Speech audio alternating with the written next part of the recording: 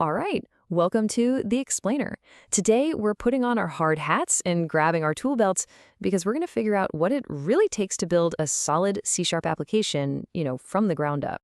I mean, it's a question we've all asked ourselves, right? You've got this great idea, you're ready to dive into the code, but how do you make sure that what you're building is actually solid, that it's secure and efficient? Well, that's exactly what we're going to unpack. I want you to really hold on to this idea of a building throughout our chat. Because any great structure, whether it's made of steel and concrete or just pure code, needs a plan. It needs a solid foundation, and it needs all the right systems wired up. That's pretty much the journey we're on today. So let's start where any good project should, with the blueprint. In the world of C#, our architectural plans are all drawn up using the principles of object-oriented programming.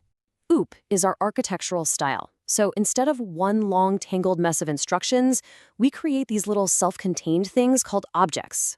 Each one is like a neat little package that holds its own data and the tools to work with that data. It keeps everything logical, manageable, and honestly, a whole lot easier to fix when things go wrong. C# is really built on what we call the 4 pillars. Think of them as the main support columns holding up our entire digital building. You've got encapsulation, which protects our data. Abstraction, which hides all the messy complexity. Inheritance, which lets us reuse code. And polymorphism, which lets our objects be flexible and take on different forms. It's these 4 working together that make our applications stable. And just like in a real building, right, you don't want just anyone wandering into the server room. We need to control who can go where. And in C#, we do this with something called access modifiers. What's really cool is how well this metaphor works. Public is the lobby, anyone can get in. Private is your own locked office. Protected is that staff-only area. And internal is for anyone inside the company, or in our case, the same project. This isn't just about being tidy. This kind of control is at the absolute heart of a secure, well-thought-out design. Okay, so our blueprint is solid. The foundation is poured. Now it's time to install the utilities. A building needs plumbing for water to flow. Our application needs pathways for data to flow. And one of the most critical pipes we need to lay is the one to our database. This is the central vault. It's where all our application's essential information is going to live, whether that's user accounts, product info, you name it. When we talk to that database, we're usually doing one of 2 things.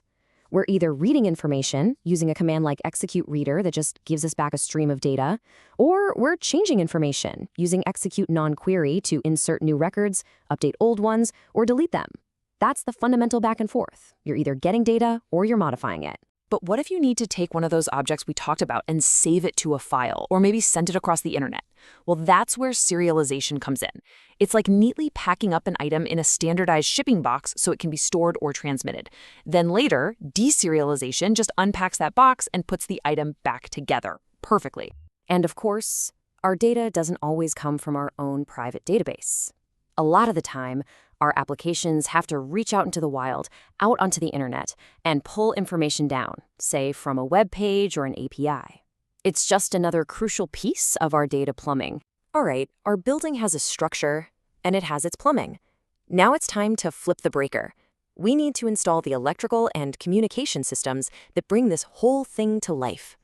We have all been there. You click a button in an app, it starts some big process, and the whole program just freezes. You get the spinning wheel of death. It's a horrible user experience.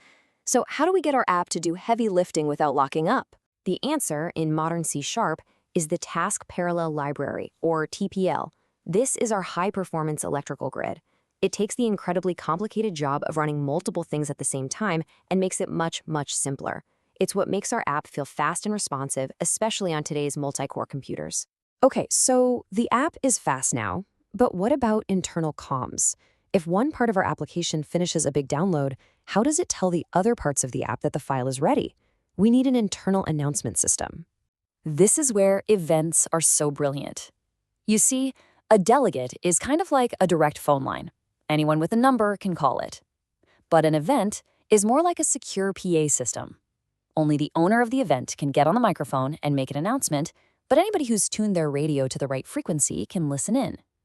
This keeps our components communicating in a really clean, secure way.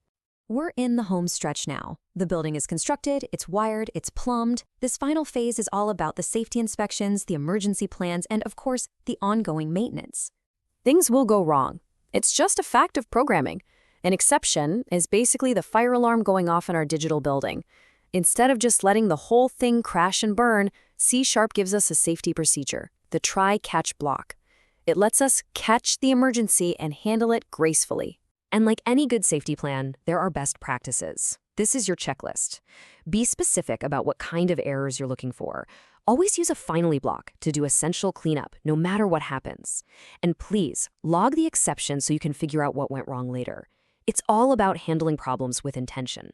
And finally, what about all the mess?